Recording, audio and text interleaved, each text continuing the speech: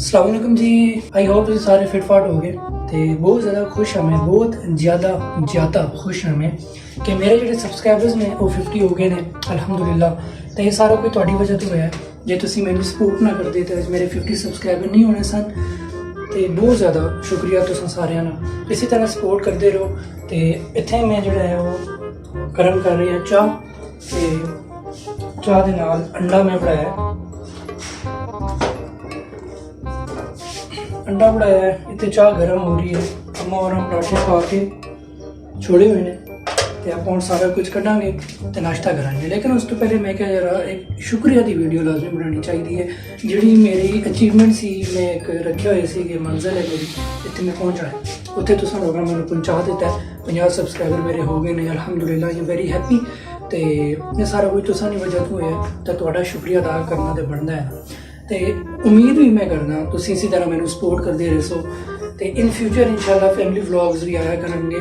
अम्मा और की कैमरे के सामने आने का ना शौक कोई नहीं है, लेकिन मेरी जी है ना वो कोशिश रहती है कि अम्मा नाल जी वो अपनी जिंदगी में सेव करा यूट्यूब पर, उन्होंने वीडियो बनावा, अब्बू और बनावा। अब्बू और नाल तो मैंने शर्म आती है, इस वजह तो मैं नहीं बना सकता, लेकिन अम्मा और नाल तो बना ही सकते हैं ना।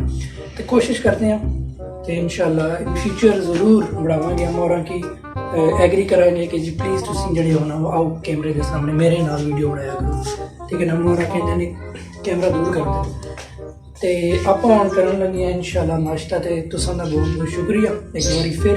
तो इसी तरह सपोर्ट करते रहो। जोड़ा भी नवा बंदा आता है चैनल पर प्लीज़ तुसी ना लाजमी चैनल सबसक्राइब किया करो। तो उस नाल जो बैल आइकन होंगे ना उस प्रेस करके उतले वाले ऑप्शन आल ते क्लिक किया करो, ताकि मेरी जी कोई नवी वीडियो आती है ना उसकी नोटिफिकेशन तो सानू मिल जाए।